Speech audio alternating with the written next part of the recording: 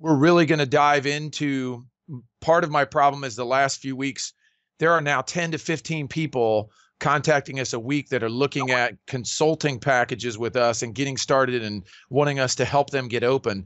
And there is this list of questions and misconceptions that they have in their heads.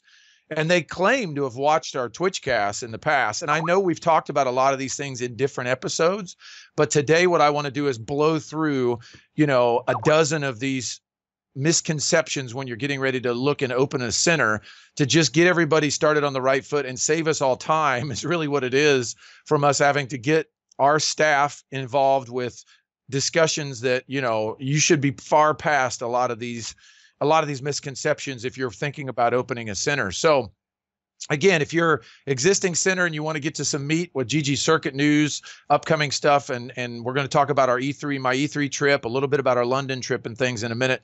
So right now we're just going to jump into, let's say it's the top 10. It's probably more than 10, but the top 10 misconceptions when you start and open a center. All right. So number one, I promise you that this happens 90% of the time on startup owners. When they start their conversations with us, they'll start it out as like, I'm so excited to get to know you guys and have you guys, share with me some examples so I can finish my business plan and go to the bank for a loan. And as soon as they say that, like those of us that are veterans in the industry, been around a while, and I think most business owners would think the same thing. It's kind of like if you say to yourself, I'm going to open a restaurant and I'm going to have this great idea and I'm going to go to the bank and get a loan. It's really hard to go to the bank and get a loan for a startup business. So what I did was, I did some other things on my next point when we talk about some costs, but you got to compare that to an existing franchise or starting up a business for a proven model like a Subway. When you go to a bank, you can probably have a better chance of getting money for a Subway, but they still have all kinds of requirements for your net worth and your personal ability to pay back that loan. So don't think that the world's greatest business plan is going to be plopped down on a bank desk and they're going to say, oh my gosh, that's a great plan. You've thought of everything. Here's $250,000. Go open a store and let's make money together. Like, a bank does not want to be your business partner. A bank wants to make sure that beyond a shadow of a doubt, they're paid back and they make interest. That's their job. So they're going to loan money on real estate, maybe some equipment, but not really, and net worth for you as an individual and your ability to pay it back if the business fails. So if you want to borrow $250,000, then you've got to be able to pay back $250,000 if that business fails. Can you do that as an individual with your personal net worth? If not, that's what I always tell them. You got to go find a partner. You got to go out and you got to find a partner. So first one is, don't start thinking you can go to a bank and get a loan. Second one is, I'm going to build a plan around my funding ability. Like what I tell people is, don't build a plan around your funding, build your funding around your plan. So a lot of times, they'll come in and they'll say, okay, I've got $75,000. What can I build for $75,000? That's the wrong way to get started in any business. It's not about, I have this much money. It's not like an investment. I want to invest $75,000 in an esports or a gaming center. You need to, if you're going to open a store, you've got to plan that store out, irregardless of a beginning number in your head. Like we even tell people it's somewhere between 150,000. It could go over 500,000. We're working on 750,000, $1 million plans right now with some of our clients. So you really can't decide how much you're going to spend before you build the plan. So here's an example. So Subway, I just pulled this off the internet. So Subway offers their franchises, it's between 116,000 and 263,000 to open one. And again, they have to have that range because you open up in the Mall of America versus you open up in my little town here in Indiana, you're going to pay way different rent and way different build out costs. There's a lot of things that fluctuate, but it's in that range. But you also have to have a net worth between 80,000 and 310,000 and a liquid cash of 30,000 to 90,000. Like, you can't even go to a bank and borrow money, all the money to open a Subway. You have to still have personal money to buy a Subway franchise. And it's that way because they've got the plan in place first. and then they fund it based on their plan. Another example I'll give you is we're talking to a family entertainment center chain that sells franchises for trampoline parks and other things. That model that they do, they've got 50 of them open. They've got another 50 they've already sold. They open up $2.5 million it takes to open one of their franchise locations. If I'm dead set on opening a trampoline park or a family entertainment center, and I say I've got $210,000, I'm going to open a trampoline park. How successful is that going to be compared to if I've got the ability and the net worth to have $2.5 million and I open this franchise and do it the right way at the scale it needs to be done so that it can make money in a proven model? You know, you're just going to put 2 or 3 trampolines into a place and try to grow that business around a model that's kind of doomed to fail because you didn't put enough money in it to begin with. So build your plan first and then go get your funding. Don't build your plan around your funding. Next one is this, and these are all, I wrote them all as statements. So next one is, I have a great location. I hear that all the time. Like, don't worry about it, guys. I have a great location already locked down. You know, and there's so many problems with most people's idea of a great location in our business. And there's so many problems, a lot of people that aren't business owners that don't think about things in a business aspect, you know. So for example, I got a really great deal on this spot. You know, some red flags should go off. I'm not saying that some people can't get a great deal, but if you're getting space for like $12 a square foot a year versus space that's $24 a square foot a year, you're probably getting what you pay for. So I just had a meeting yesterday with some partners of mine in an old company that I sold some stock to. They just said I stole some stock. I stole some stock. I stole some stock. I stole some socks. So one of the things they do is they do franchises in Arby's and other food businesses, and they're doing some wings, et cetera, and they own 3 of them right now. One of them is performing poorly, and they know it's entirely based on where they went. They found a good deal, and against their better judgment, they went with that location. Where their other wings, et cetera, in other locations where they're paying a lot more for rent are performing financially way better than the one they got a good deal on the rent. There's a reason why you get a good deal in real estate, whether you're buying it, whether you're leasing it or renting it or whatever. The deal is you usually can tell the location is probably not good. The other one is like, oh, but it's near a college or it's near a high school, or I'm going to serve the college market. You know, like I hear that a lot. And again, it looks good to those of us that, I'm not saying these are bad ideas. Really smart people have these ideas and come to us and they just haven't experienced what we've experienced. So our failures can help them not make the same mistakes. So we opened a store in Bloomington, Indiana, and we were going to focus on Indiana University students. That was our idea, to open up an eBash in Bloomington, Indiana. And we never were able to really reach the college students. And I say this all the time, college students, their order of priority for their money, this is the first time they've been in charge of their own money. They're out of the house. I'm in charge of my money now as a college student. The top 3 can rotate depending on if you have a girlfriend or not, but it's usually beer, pizza, girlfriend. It could be girlfriend, pizza, beer. Like college students are really concerned with that. They get their social interaction and gaming in the dorms or in the houses that they live in. I guarantee you they're getting that 4 of us sitting together social aspect of gaming. Now, you could do tournaments, you can bring them in for special nights, sure, but they're not going to be the core of your business. So, you know, so many of these things that I feel bad that these people have really thought this through, and then they call us and they want some advice on these things. And I have to tell them one by one, it's the wrong idea, or that won't work, or we've tried that. And unless things have changed in the last 3 or 4 years drastically, and I don't know about it, that's probably not going to work. All right. Next one is, and this one's not really anything, but it happened in a couple calls in the last 2 weeks. So I wrote this down, like, you know, my passion is gaming.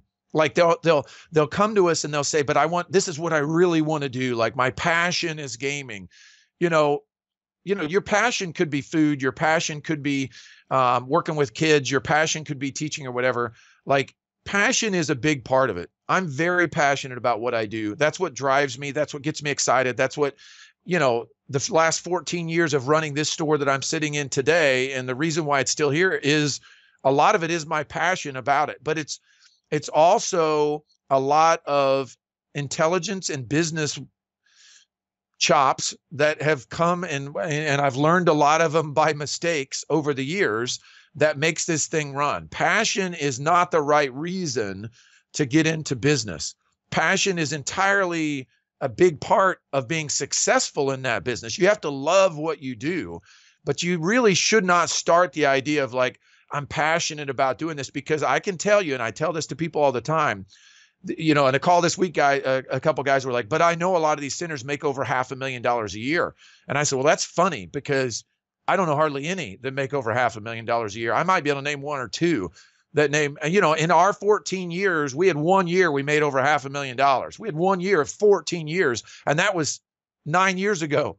You know, like I haven't been close to $500,000 a year for this store's sales in 8 or 9 years. So, you know, don't just be passionate about gaming and think that's going to translate into making money. Sorry, I'm talking real fast, and I'm trying to be as pointed as possible so we can grab this clip and use this. So a lot of guys can use this as their startup stuff, but you know, feel free to jump in if I miss something on any of these points. All right. Next one is, I will start with 20 systems and then I'll add more as my business grows.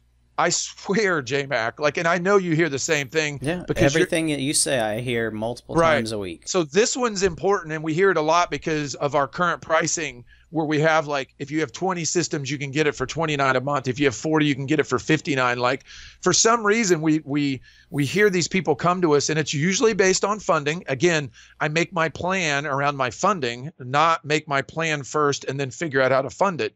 So what they'll do is they'll say, okay, I've got, you know, $60,000. How many systems, some build out or whatever? Okay, I can start with 22 systems. So it never works.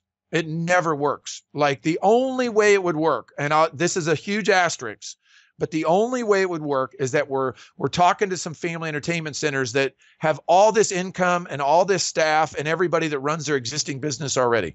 So they could drop 24-ish systems into one of their family entertainment centers, and that could work. But the only reason that works is they have a huge food and beverage part of their business that they run. They have laser tag, they have redemption games, they have bowling, they have go-karts, they have mini golf, they have all of these other things that they have revenue coming in for to pay their overhead, their rent, their utilities, and their staff. Like, you cannot make a standalone business. And a lot of them too will open up and say, but I'm going to do PC repair, but I'm going to do iPhone repair, I'm going to do those other things. That's a real slippery slope. I've got somebody that's been in an iPhone repair business for like 10 years and they're successful. They can open with 40 to 50 stations. I think they'll be okay because they've already perfected that. If you're just getting in business and you think you're going to open with 20 stations and do PC repair and make money, it's not going to happen. You know, like, I feel like on a lot of these calls, I'm a dream crusher, but I'm telling these people a lot of times, if you have $50,000 and you want to open a store, go to your kitchen table, get out a pan, get a cigarette lighter out and light it on fire. Light that pile of money on your kitchen table on fire and watch it burn. Maybe have a couple drinks around it, celebrate or whatever. And then at $50,000 burnt away, and you just saved yourself the exact same thing, plus probably another $50,000 in debt on top of it, and stress and anxiety of a failed business. So, you know, I do not want to see that continue to happen. I've watched it for 14 years. If you are passionate and you just are trying to do this with 20 systems and make sure this thing happens no matter what, you will fail and you will be miserable, and it's not going to do you any good, and it's not doing the industry any good to continue to have those stories happen. All right, next one is, but I can get 500,000 gigabytes of internet for $99 a month. Like, you know, like, they come into these calls and they're like, but, you know, like, oh, I'm right here and I'm going to get this really good deal. It's kind of like location. It's kind of like rent. If you can get that good of a deal on internet, it's probably not the right internet for your business. Home internet, even business level internet that's priced in that range, is not the enterprise package that you need, so that you're not coming off of a shared node with a bunch of other users in that network right around your business, right around your home, or whatever it is, whatever package they're selling. I ran an ISP. I started an ISP, was one of my first businesses 20 years ago. ISPs generally pay for bandwidth $3,000 to $4,000 a gig wholesale. Okay.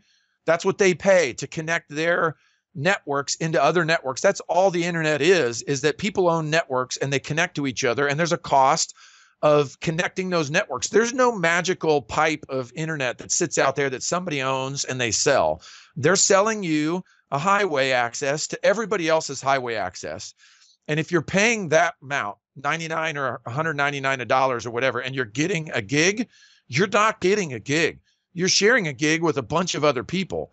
And to deliver it at that cost, they're giving you devices and equipment in your building that's not built for enterprise level service. It's not about throughput.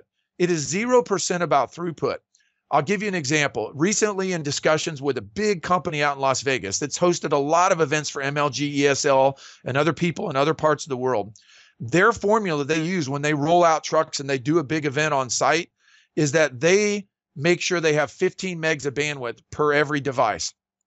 All right. So, and again, you don't have to do this, but that's what they do to make sure they have an adequate pipe for their event. So if you do the math, if they have 100 stations and they need 15 megs per station, that's 1.5 gigs they have to have of access to run that event where they make sure that everything doesn't run with a hitch. Now, there's a lot of other things in the networking and filtering and bandwidth shaping world that you can do. You don't need that much in a permanent setup. You can really carve it out and do it for a lot less than that. We run our store on 250 megs.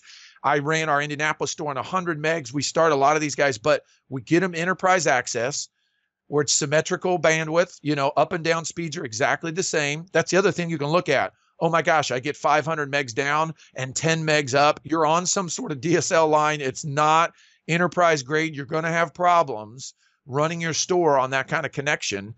And again, I tell this to people all the time. People, first impressions of your stores are everything. So if they come in and sit down and they bring up the frame rate and the ping times in the game on League of Legends or Overwatch or anything else, if they see 70 milliseconds and they get 50 milliseconds at home, they're going to think your center is not as good as their house. Like, you have to give them the ability to see 10 or 15 or 20 millisecond ping times. If you don't do that, why are they coming to your store instead of playing at home or their dorm rooms or, their wherever they're else, or your competitor down the road? You've got to take that into consideration on first impressions. So chances are, if you think you found the world's greatest bandwidth and it's the cheapest ever, there's a catch, just like everything else in the world. All right, next one. I'm going to do PCs, but I'm going to put 2 Xboxes in and then see how it goes, and I'll add more Xboxes later. This is kind of the same thing as making sure you have enough stations to make money, but I can tell you that if you just put a couple Xboxes in, nobody's going to really use it. You're a PC center, and you got a couple Xboxes for random people that might show up to want to use them. If you really want consoles to do well, you've got to do 16 or 20 minimum per console, and maybe more than that. Because if you want to have a group of teenagers come in that love to play Fortnite on the PlayStation, they may come in as a group of 6 or 8 or 9 or 10 or whatever. What are they going to do with 2 Xboxes or 2 PlayStations in your store? They're going to be like, okay, well, I'll try it on PC. I'm not really comfortable with a keyboard and mouse. And whether or not you think PC is master race or not, doesn't matter. People play on different systems, and you have to have those systems available in bulk, or there's no, on a Friday night, if you've got 4 people playing your 4 Xboxes and a group of 3 walk in that want to play Xbox, you can't serve them on a Friday night. They're going to walk out the door and be like, man, I'm not going back there. It's a waste of time. They only got 4 Xboxes. So don't do consoles at all. Or if you're going to do consoles, make sure you do 16 or 20 minimum or more. All right, next one. This is one of my favorite ones. And it's a hard one to define, but my buddies and I can do all the work, so we really won't have any payroll. Like, I've seen this in real world happen with a group that we worked with. I don't want to offend anybody, so I won't name any names, but it was a group that we worked with that opened up an eBash and partnered with us and opened up, and it was 2 buddies. And their idea was, all right, we're going to go into business together. One of them borrowed money from his family. So one of them borrowed money from his family to open it. And the 2 of them were just going to bootstrap it. And they were going to work hard together and cover all the shifts, do all the work. And then as the business grew, they would be able to pay themselves, and then they would be able to hire people. That was their plan. If you don't budget to pay people, you know, there's going to be fighting. You're not going to be able to, you're going to fight with each other. Why do I have to work 80 hours this week? I know you want to go off with your girlfriend, or you want to go to your family event or whatever. I have to cover all the hours for that. Neither of us are getting paid.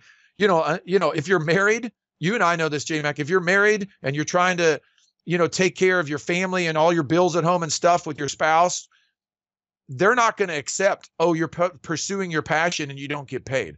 That's not fair to your partner. That's not fair to your family. If you got kids, like, I got to bring home a paycheck, like my buddy and I can't run this business and not get paid to run it, just so that we can bootstrap this thing and start it up because we're passionate about it. Like, again, build your plan, go get your funding. If you don't have enough money for everybody to get paid to do it, then it's not something you should be doing. Because in the end, passion does not pay your bills at home.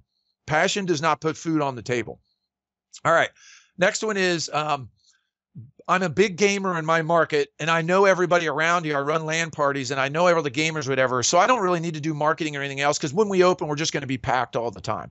So again, this is a real business, folks. Like, if you're going to do this and you're going to work with us, especially, and hire us as consultants, and we're going to work with, we're not going to, none of this stuff is acceptable for us, because these are all signs of imminent disaster down the road. Like, I don't care what you do to open a business. I don't care what you do, grassroots marketing or whatever else. You have to market your business, and you have to plan on marketing your business over a long period of time and reaching out to people that are outside of your personal network of people.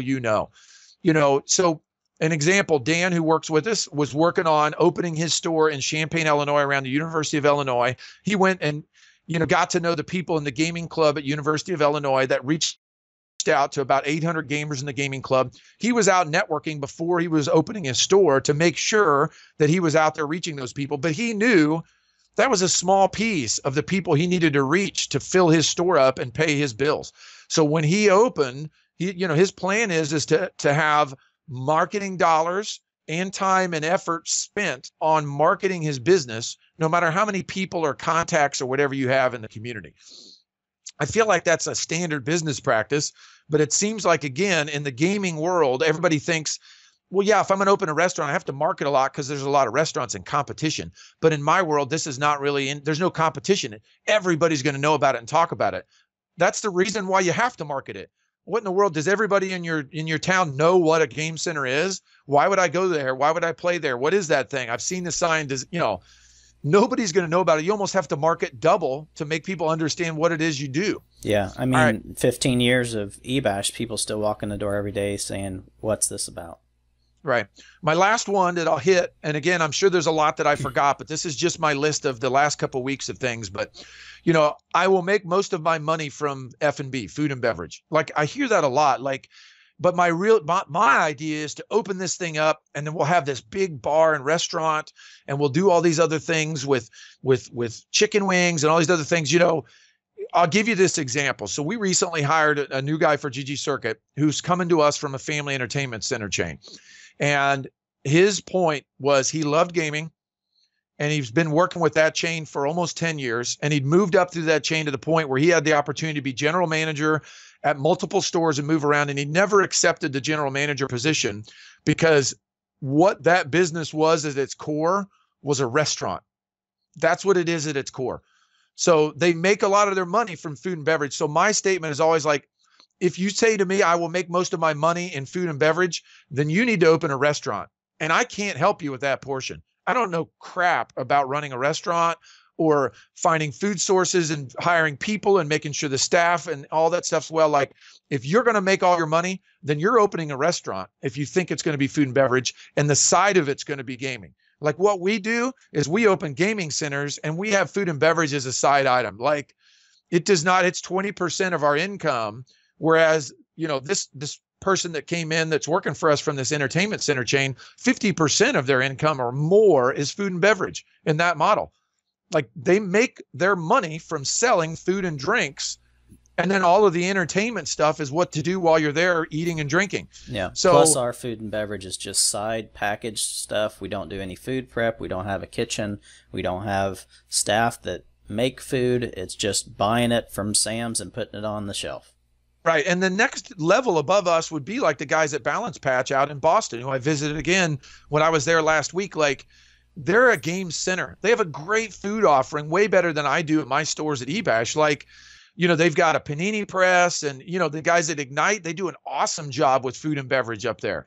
But they are game centers, and they just do a better job of food and beverage than we do. But food and beverage is not their focus. Their focus is, how do we make the gaming experience awesome for our customers, and then make sure they have really cool things to eat and drink while they're here. I don't understand why people come into this and they're like, I'm going to make money from food and beverage, but it's a game center. Like, you're either going to open one or the other. Where's your strength? If you're coming to us, we can really help you make the best chance of success as a game center with a side of food and beverage. If you want to get deep into food and beverage, then you need to be a restaurant person, or know a restaurant person, or partner with a restaurant person that knows how to make that model work. Because in the end, that's a whole different ball game than running a game center. So, all right. So that's my top 10 from the last week of questions that have been peppered at us. And it's funny because, just the lifting the skirt a little bit and sharing a little bit more information about what we're doing, but we're really trying to fire up our consulting and our eBash side with a couple people like Winger and Dan and Mark and Dustin, who are going to handle that side of things, where I don't have to do that much anymore. My focus is on ggCircuit, and we'll talk about that why in a second, but I'm trying to be on these calls and have these guys listen to how I address these concerns. And I promise you, like, it was almost laughable by the third or fourth or fifth call that I was on with these guys. Like, Winger and Dan were like, these guys are saying the same thing. Like, we get on a call and they start with like probably 3 or 4 of these questions we just covered just now were in that set of questions for all of those people. Like, they just came in confident. And again, I'm not trying to break anybody down. I'm really just trying to put their feet on a better foothold for being successful and start on solid ground, instead of starting with a lot of assumptions that are proven by our mistakes. We don't know more than them. We tried to do that stuff and failed, and we can tell you why it didn't work. That's a lot of it for us, is just in the end coming to the conclusion that we don't know everything, but we know a lot of stuff that's wrong. And so we just want to make sure everybody starts with the best chance of success, because I don't want to keep seeing 95% of these things out of business in a year or two. Yeah. So, I think the only thing that I can add into all of that stuff is the same kind of people, and I'm just as guilty as it with some subject matters, but they immediately come to us because we just run esports software. And They say, I'm really interested in starting. And, after a couple of follow-up questions or follow-up emails or whatever, it's very clear that they have done no other background information other than just found us. We must know something. Let me throw my ideas at them. And so I guess what I would like to ask you to kind of flip that around, and maybe you're not prepared to answer this, but what are the top 2 or 3 things that you could say that would be the right way to do it? Because we focused on the wrong way, but what are 2 or 3 major things before you come to us that you should have prepared when wanting to utilize us for consulting? I think that the main point, and this is, I'm sure, true, and I'm not a business advisor, but I've ran small businesses now for almost 20 years. And I know the ups and downs of running a small business in different industries. So the biggest thing that I see as a failure point for a lot of people is that they're underfunded and they put too much on the line personally with this business venture that creates this amount of stress in the future when things aren't going well.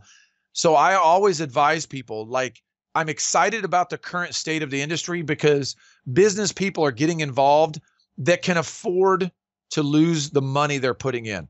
I know that sounds weird to think about because you don't put money into something with the intention of losing it. But if you put money into something, this is not a guaranteed industry or a guaranteed model for anybody yet. I challenge anybody to say there's a successful model out there today. A couple people are selling franchises, and I would question whether those franchises have any longevity to them at all. They probably make enough to make back the investment up front. So I would call that successful. But there's very few examples out there of how you can really make money in this. And so go into this business prepared to lose everything if you can. And if you can't be prepared to lose everything, then you're really in a slippery slope of, should I be doing this? And a lot of that comes down to the fact of like, it takes $200,000 plus to open one of these stores. If you can't personally do that, or have a partner come in with you that can personally do that as a partner, then you probably shouldn't be opening a store. So the first thing is like, be prepared that right now might not be the right time for you to open. Like I've really tried to, get people to know more than I'm trying to get them to yes. Like I'm not trying to sell anybody anything. I'm trying to make sure people are successful. So I'm more trying to unsell them on the idea. I mean, I think of the 10 or 15 calls we've had in the last week, I think 13 of them should not open in the next year at least. And I've told them that. So that would be the biggest thing is, number one, make sure you can get into this thing and be prepared to lose everything. If you want 3 things, I'd say number 2 is probably, again, don't go into this as a passion project. Go into this as a business idea. Go into this with the intention to make money. It's okay to make money. We're not a service business. We're not a nonprofit. Like, we're doing this thing because we see that there's a future in esports and in gaming. Go into this to make money. So be prepared to lose everything. Go into this to try to make money. Don't go into it as a passion project. And then the third thing, you said this earlier, research the poop out of this thing. Like, become an expert in it before you even, think about signing a lease or putting the money down on a place or whatever you're going to do. Like, and I tell this to people all the time. Our YouTube videos, I know they're not that well done. We do a pretty good job. It's just me talking a lot of times, but everything that everybody respects about me is the fact that I just have examples from what has worked and not worked over 14 years. And I try to share all that as openly as possible in all of these videos.